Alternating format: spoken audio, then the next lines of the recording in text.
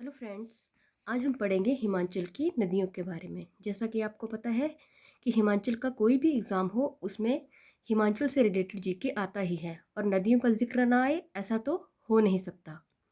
तो आज हम पढ़ेंगे हिमाचल की नदियों के वैदिक और संस्कृत नाम, और ये मैं आपको बड़े ही इजी ट्रिक से समझाऊंगी जिससे कि आपको याद करने में बहुत ज़्यादा आसानी होगी। तो चलिए सबसे पहले हम पढ़ते हैं इन 5 नदियों का नाम। सबसे पहली नदी है सतलुज। सतलुज का वैदिक नाम जो है वो है स्तुद्री और संस्कृत नाम है स्तद्रु। अब आपको ये कन्फ्यूज़न होगा कि वैदिक और संस्कृत नाम हम कैसे याद करें। तो सबसे पहले मैं बताती हूँ आपको कि वैदिक कैसे करना है। अगर आपको वैदिक नाम याद हो गया तो संस्कृत का नाम आपको अपने आप ही याद हो जाएगा। जैसे कि सुतुद्री। अब इसमें आपने एक शब्द को पकड़ना है, दी। जब जैसे ही आप ये द्रि शब्द पकड़ेंगे तो उसको आप वैदिक की दी से रिलेट कर दीजिए, तो आपको ये समझ आ जाएगा कि ये वैदिक नाम जो है वो स्तुद्री है। तो संस्कृत का नाम आपको स्तद्रु वैसे ही याद हो जाएगा। इसी तरह से दूसरा नाम आया व्यास। व्यास का नाम है जो वैदिक अरचखिया और विपाशा। तो इसको हम ऐसे भी रिलेट कर सकते हैं कि व्यास से आप याद रख लीजिए प्यास, और विपाशा का नाम तो हर कोई जानता ही है, विपाशा बसु जो है हीरोइन। तो हीरोइन जो है वो विपाशा बसु, उसको तो हर कोई जानता है, तो उसके नाम से हम इसको रिलेट करते हैं कि विपाशा क्या बोल रही है, यानी विपाशा अर्ज कर रही है कि मुझे प्यास लगी। क्या ये बोल रही है विपाशा? विपाशा बोल रही है यानी अर्ज कर रही है मुझे प्यास लगी। तो विपाशा होगा संस्कृत नाम। अर्जकिया यानी अर्ज किया, अर्जकिया अर्ज के वैदिक नाम, और ब्यास से प्यास। अब इसमें भी हमें कन्फ्यूज़न होता है कि वैदिक और संस्कृत नाम कैसे होगा।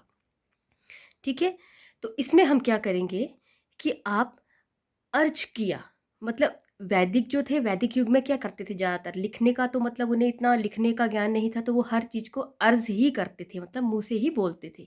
तो बस हो गया, व्यास का जो वैदिक नाम है वो अर्ज किया, तो विपाशा नाम तो आपको वैसे ही याद हो जाएगा।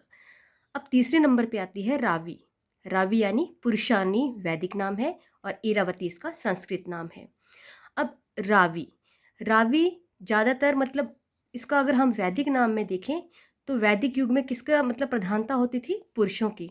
तो क्या नाम हुआ उसका, वैदिक नाम क्या हो गया रावी का, पुरुषानी।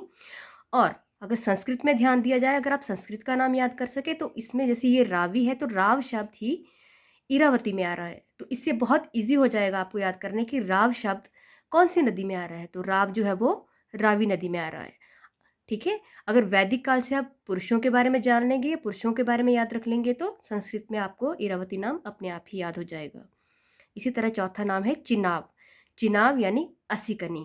तो अब इसको हम कैसे याद रखेंगे कि ची नाव यानी कि हर कोई यह कह रहा है छी नाव, नाव में जाने से हर कोई कन्नी काट रहा है, यानी कोई नहीं जाना चाहता। तो क्या नाम हो गया चिनाब का, असी कनी यानी कन्नी काटना।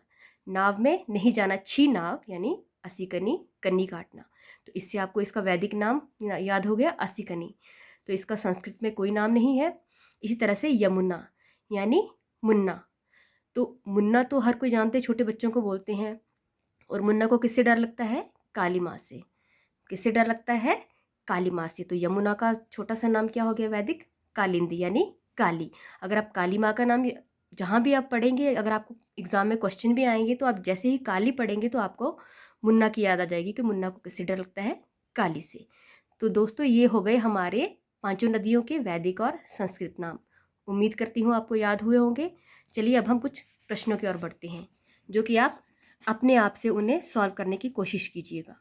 सबसे पहले चिनाब का वैदिक नाम क्या है। अब वैदिक नाम जैसे कि मैंने आपको बताया था चिनाब, तो आपको चिनाब के नाम से ही याद आ रहा चाहिए, छी नाव।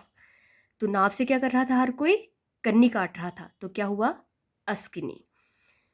ठीक है, तो इसका आंसर हुआ अस्किनी। अब रावी का संस्कृत नाम है। अब संस्कृत नाम मैंने आपको बताया कि वैदिक और संस्कृत में कैसे आपने उसको डिफरेंस करना है। तो संस्कृत, अब वैदिक में तो आपको पता होगा किसकी प्रधानता होती थी, पुरुषों की। तो वैदिक नाम तो इसका रावी का होगा। अब आपने उसका संस्कृत नाम ढूंढना है, राव। राव शब्द किस में है, इरावती में। तो ये क्या हो गया, इरावती। तो रावी का संस्कृत नाम क्या हो गया, इरावती। अब तीसरा प्रश्न है हमारा, व्यास का वैदिक नाम है। तो व्यास जैसे कि प्यास, तो प्यास किसको लगी थी, विपाशा को। और विपाशा ने क्या किया था, अर्ज किया था। तो अब यहाँ पे आपको दो नाम देखने को मिलेंगे कि विपाशा और अर्ज किया। तो आपको मैंने ये बताया है कि वैदिक काल में लोग ज़्यादा पढ़ना मतलब लिखने का काम नहीं था, उनको जानते नहीं थे इतना, तो वो क्या करते थे, मुँह से ही अर्ज ही करते थे, यानी बोलते थे तो अर्ज किया। तो इसका वैदिक नाम हो गया अर्ज किया। अब हम चौथे प्रश्न पे आते हैं। सतलुज का संस्कृत नाम है। सतलुज का संस्कृत नाम। अब आपने वैदिक नाम का तो मैंने आपको बताया है कि कैसे करना है। वैदी दी जहाँ पे आ जाएगा तो समझ लीजिए कि वो वैदिक नाम है। स्तुद्री ये बहुत ही आसान है, लेकिन ये वैदिक, यहाँ पे दी आया है। तो इसी तरह से हमें ढूंढना है ऐसा नाम जिसमें दी ना हो। तो विपाशा से आपको याद आ जाना चाहिए कि विपाशा ने अर्ज किया था, यानी उसको प्यास लगी थी, तो वो ब्यास नदी का आ गया। इरावती में राव आ रहा है, तो ये रावी का नाम आ गया। तो स्तद्रु, तो क्या नाम बचा हमारे पास, स्तद्रु। तो इसका सही आंसर क्या होगा, स्तद्रु। अब पांचवा क्वेश्चन है हमारा, यमुना का वैदिक नाम है। यमुना यानी मुन्ना, तो मुन्ना को किससे डर लगा था, काली माँ से। तो यहाँ पे आप जैसे ही ऑप्शन ए पढ़ने शुरू करेंगे, इरावती, असिकनी, कालिंदी, तो आप काली से ही आपको याद आ जाएगा कि यमुना का जो वैदिक नाम है वो है कालिंदी। तो फ्रेंड्स, मैं उम्मीद करती हूँ कि आपको ये प्रश्न बड़े अच्छे से याद हो गए होंगे।